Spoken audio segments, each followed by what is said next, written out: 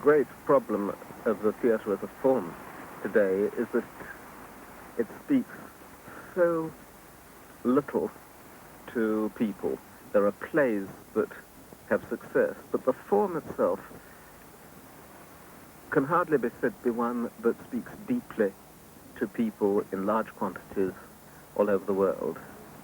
The interesting thing is to find how on a very deep and simple instinctive level there is a common language.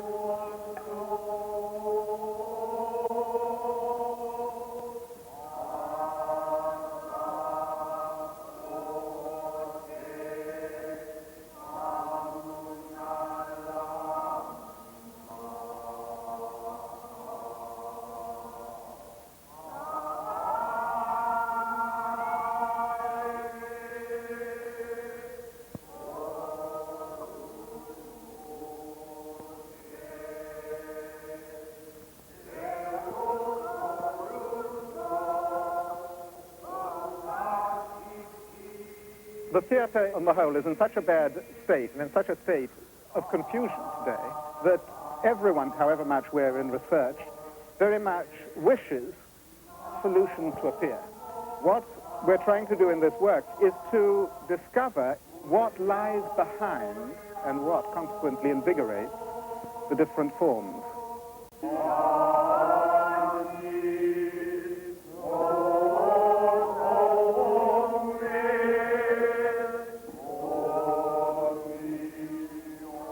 To make a theatre group on a new principle. Instead of making a group of people who share the same background, who share all the elements of common language, not only the words they speak, but the same values, the same class, the same politics, and so on, as you find in any theatre group all over the world, to make a theatre group composed of differences, and pushing that to the extreme, composed of people whose whole, not only their background, but right through to their natural body rhythms are as different as can be, and through these differences find what is deeply common.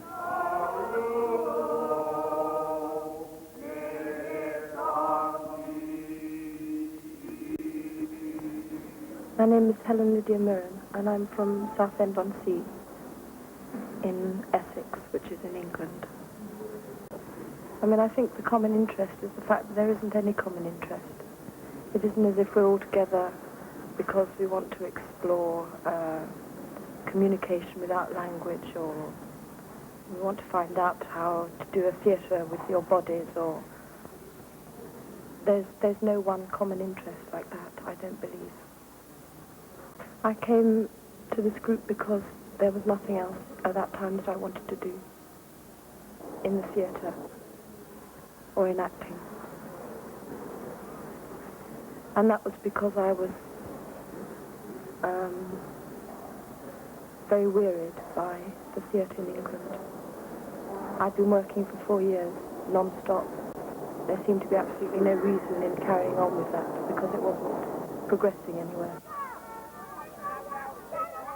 The group's work attempted to be more generous than it would be if it was just concentrating on one single thing, like getting a performance right for the evening. We tried within it to go out into the streets and find our relationship with the neighborhood. And yet that was just a portion of it. We also tried to come back inside and in great stillness and concentration find our relation with more subtle and difficult aspects of our work that normally escape us. And then, at the same time, recognize that we have another living obligation in research work to fellow workers, and therefore the meeting and demonstrating what we were doing and exchanging it with other groups, with other professionals, had its place. It's because of this that in our work in Brooklyn, we tried to make out of each day, each what we called a theatre day, a model day. It's clear that there can't be any human difference between what's called actor and what's called audience. we're all the same thing in that way. But there is a difference because the audience can't be prepared. That's what makes it an audience. It has just assembled. The actors, on the other hand, are different in the sense that they prepare for the event. And this tiny difference is also a gigantic one. Everything really comes from what makes this difference right and what makes it possible for this difference gradually to change. And so in the first place, the actor comes to an audience to give something. But for the actor to be able to give something, he needs to prepare what he can give. And this preparation is a very long process. One of the sides of the preparations is a tuning, like a tuning of an instrument that goes on over a long time because there are many different strings to tune in different ways.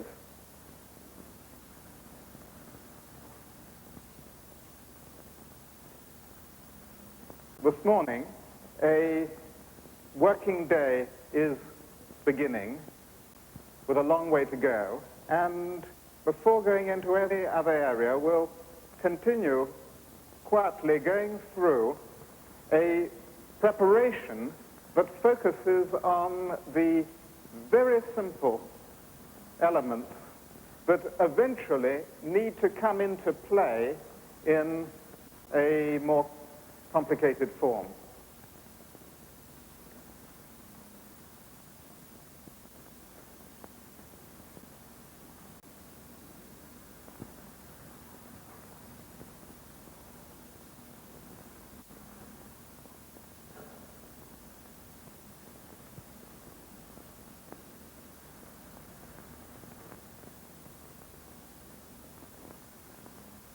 An exercise has got perhaps a general description, but it only becomes real between the people who are doing it.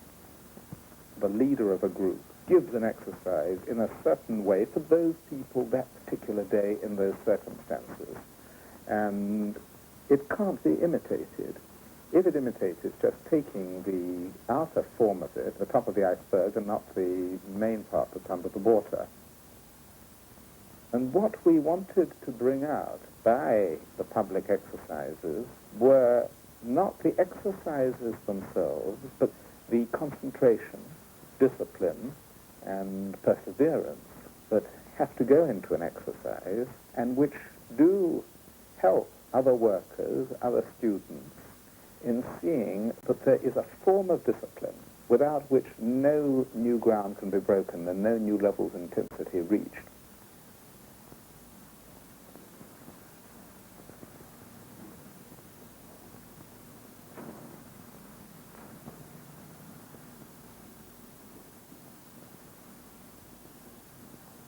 It's always obviously valuable to, first thing in the morning, to do some physical exercise. Get, something going between people as well as just to warm up your body. That's the kind of exercise that's deceptively simple. In fact, to get a sort of group movement going like that takes a lot of work and concentration.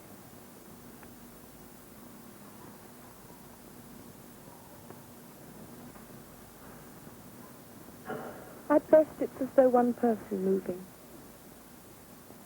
and not however many, 10, 20, 30.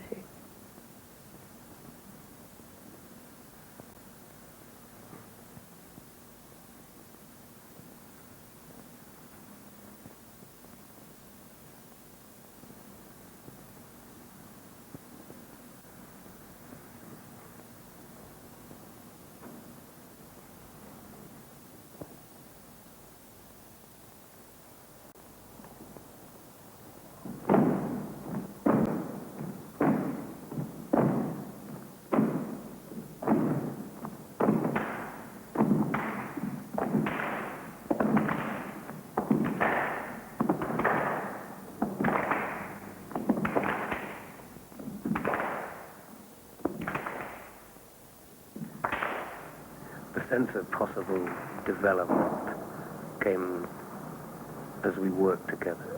The more we worked together, the more we shared difficulties. Bruce Myers from England joined the company 3 years ago.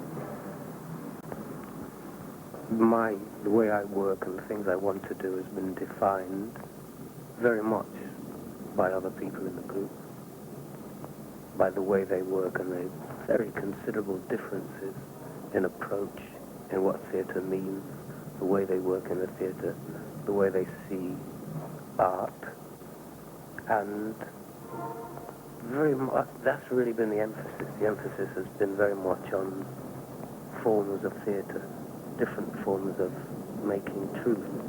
Truth comes from simplicity, from an aware, spontaneous reaction to another actor's invitation or demand.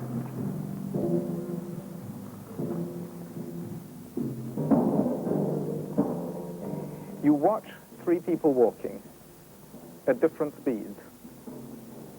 One of them, suddenly, you find you're believing. You're watching him and he's moving along and you are believing him. What the hell that means, believing him, he's not doing anything, he's just walking. Two other people follow and you're not believing them because they're not really true to their walk. They're thinking of something and their arms swinging according to one set of habits, their legs are stumping because they've got locked in another set of habits, and the whole block moving along is totally inexpressive or expressive of 1,000 different haphazard things, and you are not believing a central intention.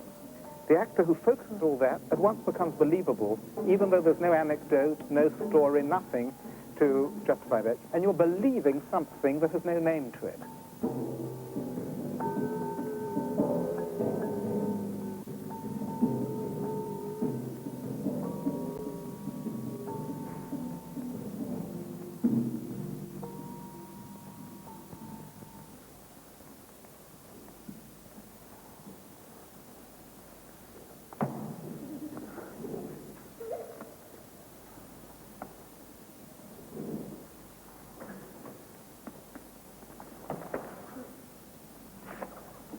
If one uses that yardstick of why one's own interest is all the time ebbing and flowing, it's perhaps the most powerful line on which one can make discoveries.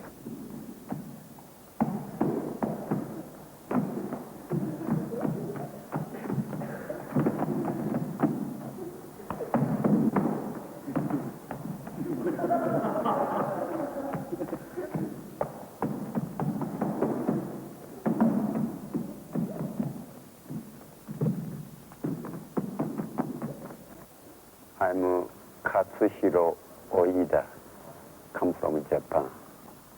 Well, in Japan, especially Japanese classic theater, it's always based on past and then we present today.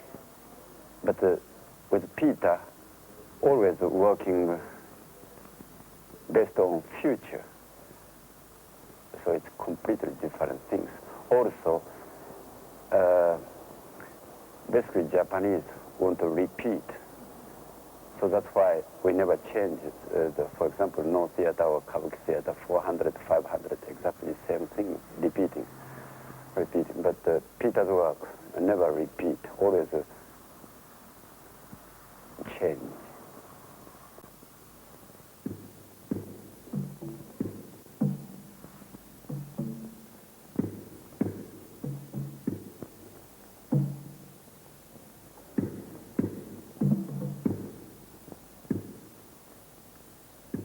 Good harmony with the mental, physical, emotion, feeling, all have to be very clear and good harmony, not only mental, not only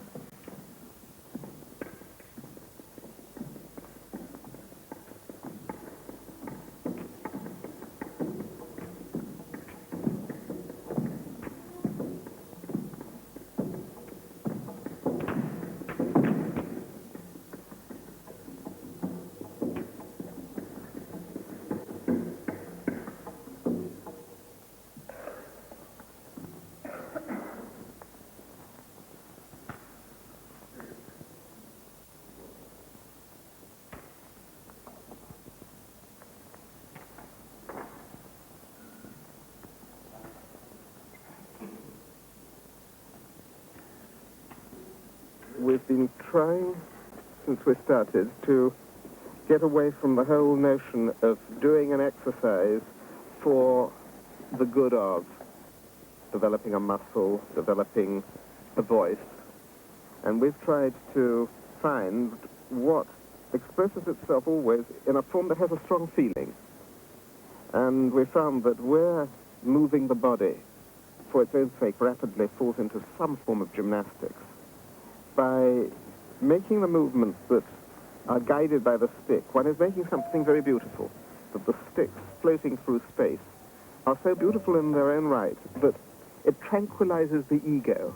The ego drops into the background. The whole sense that the theater is a place for assertive self-expression, which is completely false, disappears, and in its place becomes a human body serving with pleasure the beauty of movements making silent geometry in space. And there is such a strong feeling provoked that the actual gymnastics, putting the body into a state of alertness, happens by itself, while the ritual, and in a sense this is our ritual, is making something that needs great attention and great quietness altogether for the deep satisfaction that that brings. It's a satisfaction in coming together in a natural and communal act that is a form of celebration, because making something beautiful that then disappears is a celebration.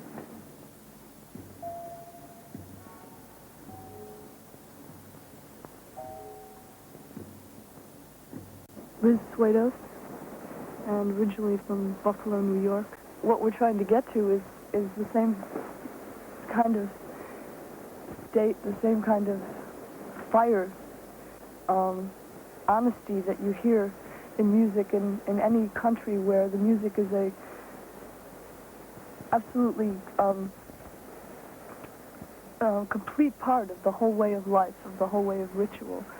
I joined the group because I was beginning to see in studying, composing, and working in music that the only way for music to be alive now with so much quantity of things being written and things being done, that the only way to really have it be truthful and alive was with theater. And Peter seemed to be going in that direction with languages and sound.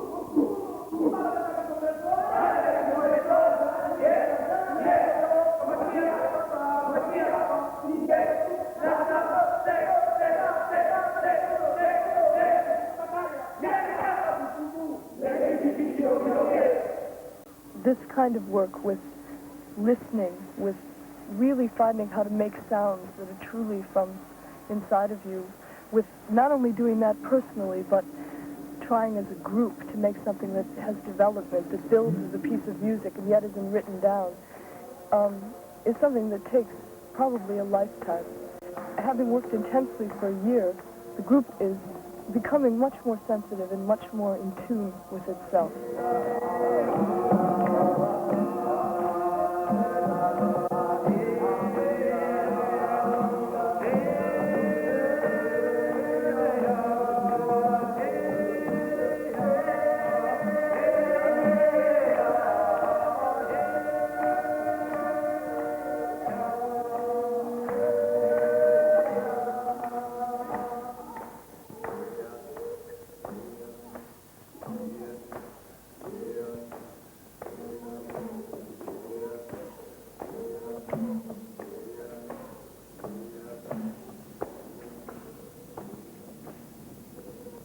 Big question that runs underneath all work of preparation is what the special discipline has to be that makes it possible for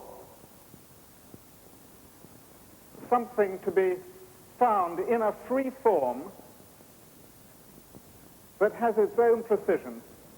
Perhaps we could attempt one or two things so simple that it gives us something to look at together.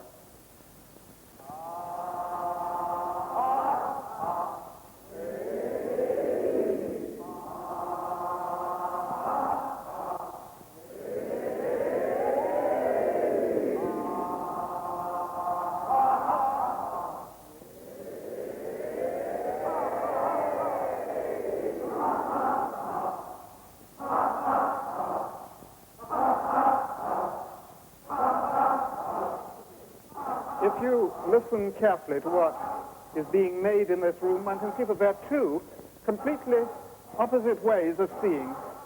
One of them is the attempt consciously to make a personal sound, a sound that is each person's form of expression.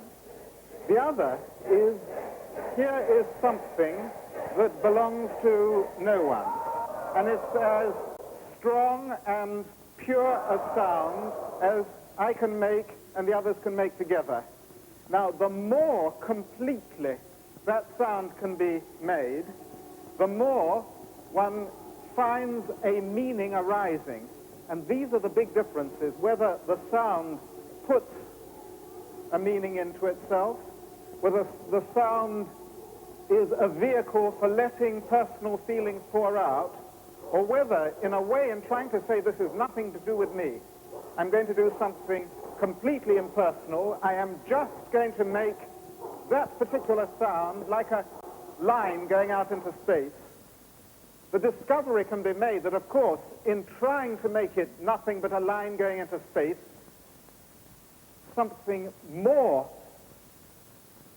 deeply personal, but of a quite different sort, comes into it, that only arises if all the thinking suddenly goes in a shared direction, not making two sounds, three sounds, but making just the one sound that's like making one line, and then finding what actually is discovered by the energy that makes.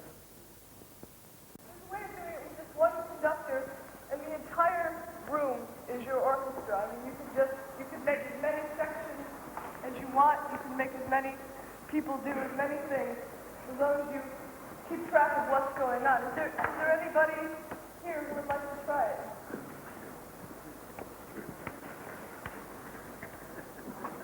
Yeah. Okay.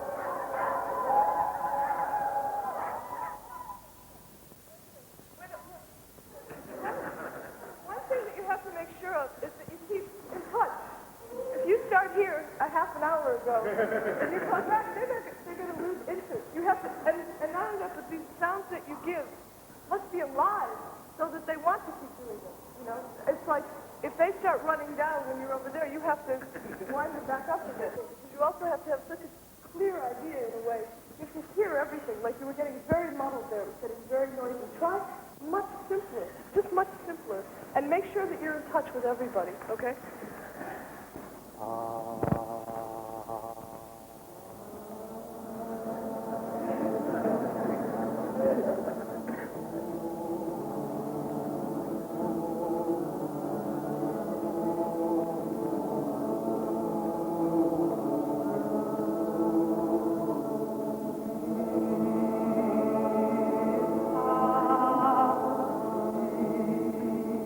In this, one can touch the whole mystery of what theatre time is, because theatre time is different. One knows that something happening, surrounded by a group of people watching, suddenly is in a different time scale to the time of everyday life. It doesn't mean that everything has to go fast. There are other ways of recognizing it which come down to intense slowness, and in between that very, very fast tempo and that very slow tempo, there is a time that lives and dies.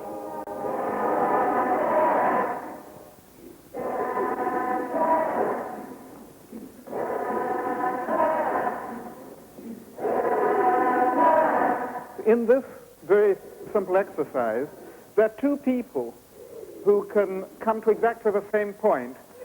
The one person who is doing the conductor, and the other, which is any person in the group who is actually making the sound. A moment where it's interesting for him, where he wakes up and he responds.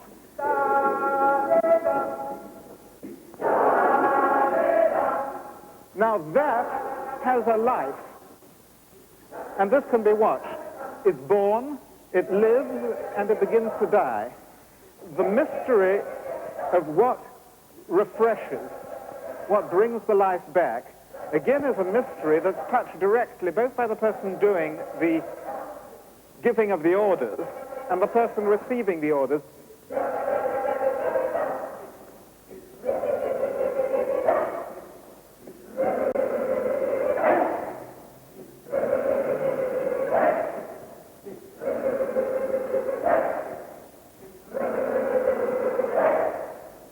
There comes a moment when the conductor gives a sound that is exactly the sound that you wanted to make. When that happens, then one touches the living process. It's not easy, but it can be approached if one keeps the working conditions incredibly simple.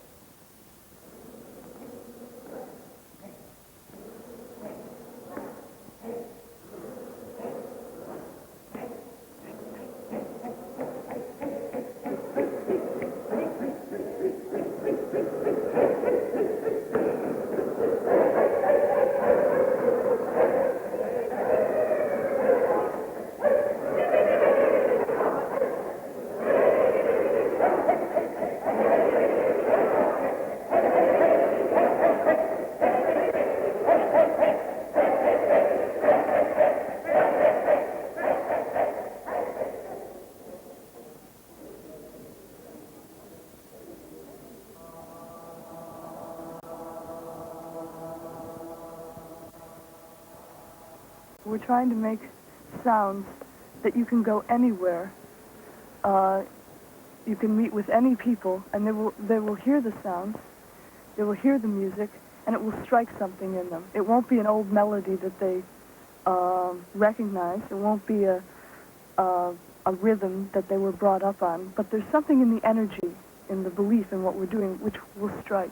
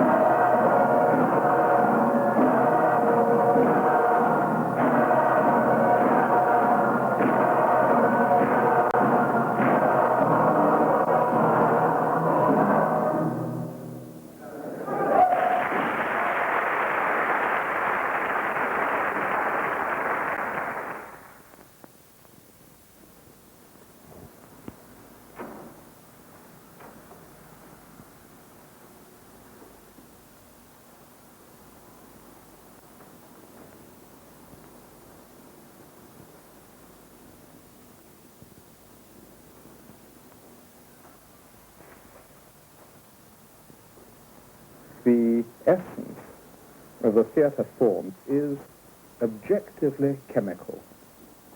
The presence of other people is the fire that brings the latent experience to the boil. And this is what participation is always about. Participation can take the form of the audience standing, it can take the form of the audience joining in, but those are just forms. The essence is that there is a meeting of prepared and unprepared elements, and through the density of the human material, all focusing and concentrating on one spot, that something comes about in a way that can't happen if there are less people there.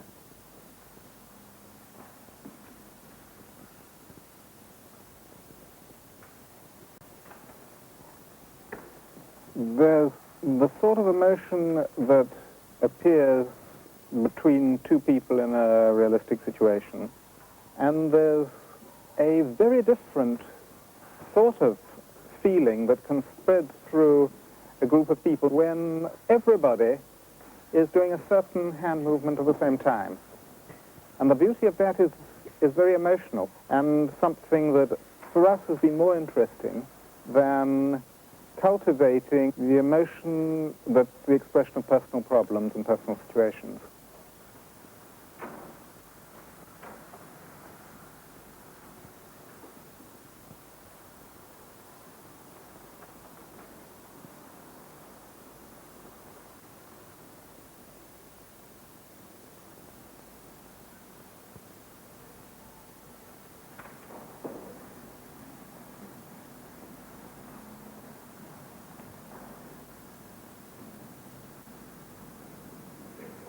Would somebody like to make the experiment that we were attempting at the beginning of the morning, which is to see whether it's possible to find the same lightness and freedom just in walking? Try quite deliberately to change the speed of walking, trying to immediately make it totally meaningful, so that no part of you is left out. It isn't just meaningful for one part that moves faster and another drags behind. And that's where the problem begins to lie, because the head, the shoulders, the hips are all tend to move at different paces, trying to do nothing unnatural, purely and simply moving slower or faster. It's not a matter of feeling relaxed. It's a matter of a sort of tuning of yourself so that when you decide, now, I will change tempo and move faster, you're completely alive and true to this new speed.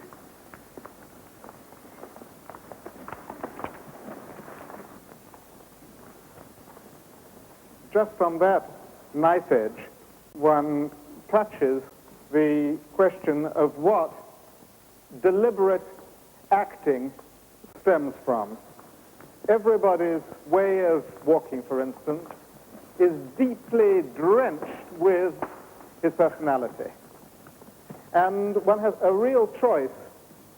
Is one going to develop those mannerisms, or is one trying to start from the point where everything, fingertips, toes, stomach, hips, drop one set of habits and pick up whatever the moment demands. Now here, it demands going a shade faster. Can everything regroup itself and make a brand new individual? And the difference is that he is perfectly complete, but he is a shade faster in every way. Is it possible to find that without all the structures that come from memory, ideas, wish to portray? Is it possible, first of all, before going into any of those areas, just to go quite directly into it? Raise this as a great question, there are many connected with it, and I'm sure that everyone here has got many personal observations and experiences that we can share, but I think later in the day, when we've done a little more work together, it'll be more fruitful for all of us, particularly as it's lunchtime now. I thought of starting this afternoon with treble dance. First of all, to reanimate everyone, picking up from where we left off, but not with the group doing it alone. On the contrary, immediately doing it with many people.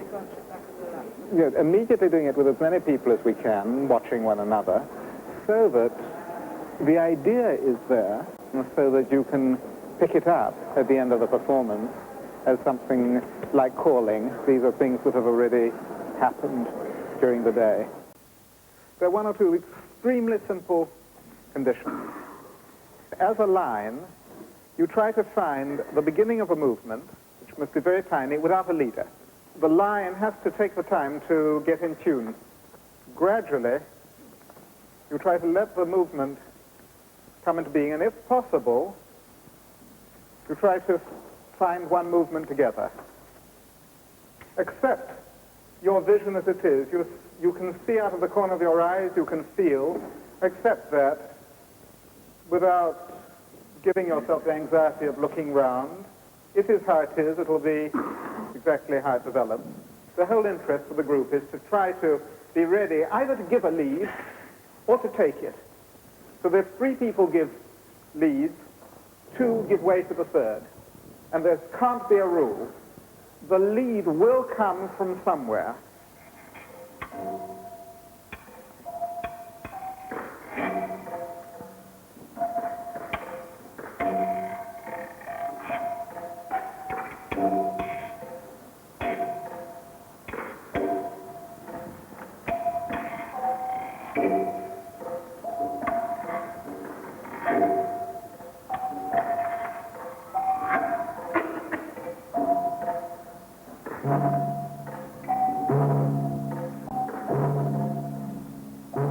Just stop a moment, because I think there's something that isn't quite clear. When I said there's no leader, that means there's no fixed leader.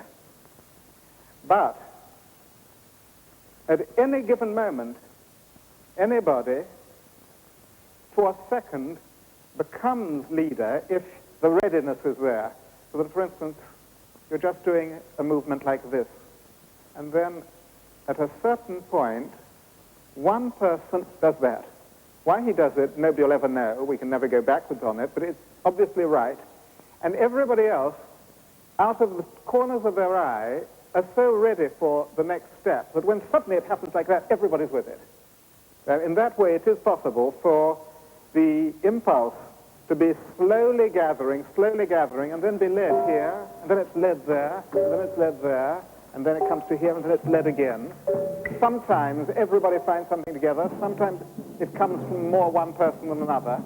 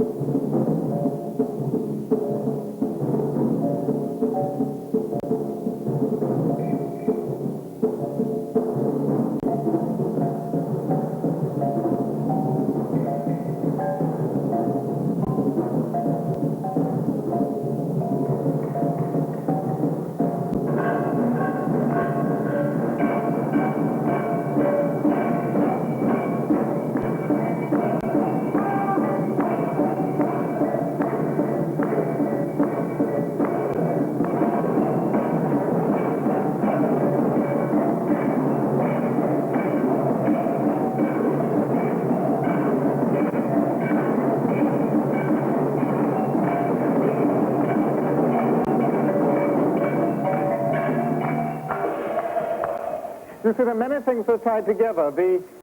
The more the small, quiet portion finds a real unity, the more the opening out can also find something that seems completely free, and yet in which a total unity is preserved. And since the greatest strength in an exercise is if it's quite clear when the exercise isn't. It's very hard, and perhaps it's even usually very blocking and sometimes destructive, to know in advance what it should be. That sets up something that's almost impossible to meet. It becomes true as each person within it begins to come into a more and more full and deep agreement. Then an extraordinarily strong life is ready to shoot through and guide all these forms. But the line, to go back to what we're talking about this morning about tuning, the line is exactly like strings which make a good or bad sound. Good or bad there is very clear. They make a good or bad sound depending on just how they're tuned to one another. And as that isn't something that can be done with pegs and hands, it can only be done at the moment when it's taking place, each person in his own way, by working from the image that he has of what it means to be more or less in tune. Let's take just the little fragment of elements that we've been dealing with so far today, and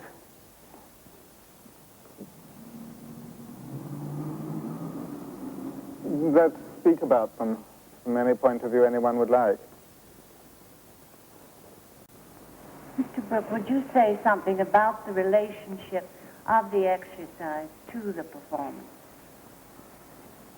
In what way? This is the place where there's usually that chasm, at least Yes. for me, a gap. To cover all that's needed in a performance will cover more than the widest span of exercise could ever cover. And any exercise just develops one point. An actor, when he goes into performance, is really doing something so amazing. The word act is a tremendous word, because very few people are capable of acting in any circumstances in life whatsoever. And yet the one human activity that is labeled acting is not a spurious thing. It carries with it this fantastically pretentious claim that for a brief period, someone is actually there in front of the people fulfilling the highest demands on himself, and therefore justifying a form that is a reflection of life, because it is life taking out of its vagueness and softness and bewildering confusion and sharpened. You're dealing with elements that will only exist one time. The actual elements that are in this moment will never be repeated, so that two people doing, one holding up his hand and the other responding, for that to be really natural and living, has countless things in it that will never be repeated again. To be true means being true to this moment. Some of us were talking actually about at lunchtime the most perfect image of improvisation in that respect is somebody on a tightrope. Because what he is actually doing moment for moment couldn't be predicted nor repeated. It is, even if he went straight back on that tightrope and walked over it again, these countless adaptations really belong to that moment. Basically, the human organism and what's around it, objects, people, and then eventually social relationships. Those have to be constantly refreshed in the moment, because if they're not fresh in the moment, they never will be on a bigger scale. You said that every moment is different, and this moment will never occur again in time, and that's obviously true. And so, in a sense, every moment is new. And you've also been talking about making the habitual new. Making what? Making the habitual new. Yeah. What I'm asking is how you get from the desire to make the habitual new to discovering the actual newness that there is in every moment, other than through willing it or desiring it. There's the condition in which things happen by themselves, for which nobody can take any credit. Something happens, but nobody has actually brought it about in his own right. Now, the opposite end of that is if you take something without any sort of preparation whatsoever. That's the essential thing. That you go straight into an action, and you know that you haven't got till 2 in the morning and a band and liquor. You have just got 5.5 seconds. And you're sitting like this, and you know that the end of your action is to have your hand up like that. Now, can you, without the support of character, situation, pretending that you are involved in this, all of which will help you to find that movement, can you, just like that, make that movement with conviction? If you can make it with conviction, it becomes, in a sense, mesmeric, that everybody watching who lives the whole movement with you, and therefore enters into its full meaning. Only one real difficulty, and that's a terrible one. And that is the difficulty not to be sidetracked from trying to cultivate something truthful. And that almost all the time, something is sidetracking that possibility. The moment an improvisation begins to take off and things begin to happen, you're this, for the director, that's where you're in the terrible position. You stop it because it's beginning to go well. If you stop it when nothing's happened, if you stop it often enough when nothing has happened, then you'll prevent anything happening, because everybody begins to agree that nothing's going to happen, and that in the end you convince them that nothing's going to happen. So when something begins to live, are you going to bang that on the head or chop it off? But at the same time, the moment that's happened already, it contains in it the possibility of going off there, and amongst all those, there's only that one rare moment when it actually links to the next rarely growing possibility.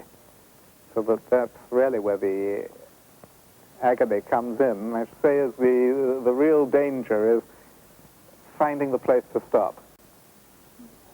Not too soon and not too late. I don't know, I had huge expectations before I joined the group of a complete change in myself and in my acting and in my attitudes. With changes that large, they're not something you can pin down. I feel a change has occurred, but it's not something that I can put my finger on. You don't discover new things like that. It's lots of eureka. That's something I've learned. I thought that it would be eureka when I first came, but theatrical research, which is absolutely what it's been for a year, just an experimentation, failure, experimentation, success, experimentation, failure, failure, failure, success, failure. You don't find things which you can hold on to. It's a very, very gradual and slow process, and the things that you find are elusive, but nonetheless there. I think it can be pursued individually alone, with a great deal of strength. I mean the work just in oneself, because a lot of our work has been individual work on yourself. That work can be pursued with a lot of strength. I think the work as a group, the theatrical research, can't be pursued without Peter and without the existence of the group. I believe it would have been a very risky thing if instead of coming to this group a year ago, I'd done a television series. that would have been incredibly risky for the rest of my life. It would have put the rest of my life in jeopardy. The great challenge is to do the right thing at the right time, in every way. And it's very difficult to find. Usually either one thing or the other thing is slightly off balance. And occasionally the two come together.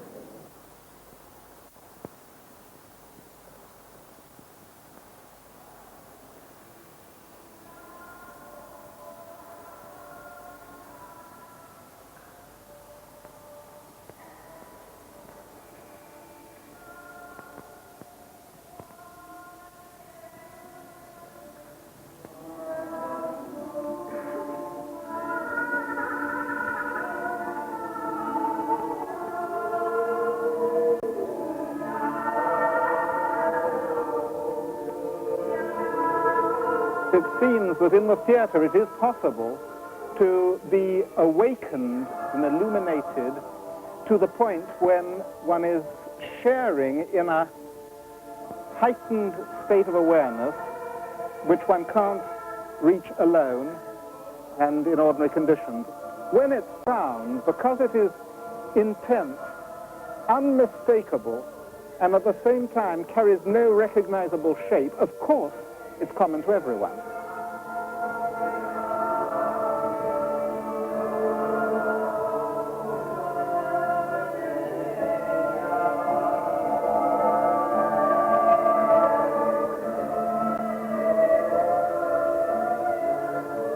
The theatre actually gives a nourishment. It gives a food of a sort you can't find, provides a soul food that can only be got there. So it gives theatre people the possibility of knowing that they don't have to go with society in the sense of introducing more poison into the bloodstream if there's poison outside, but they can make small oases in which something that is desperately needed and is not being found elsewhere can arise.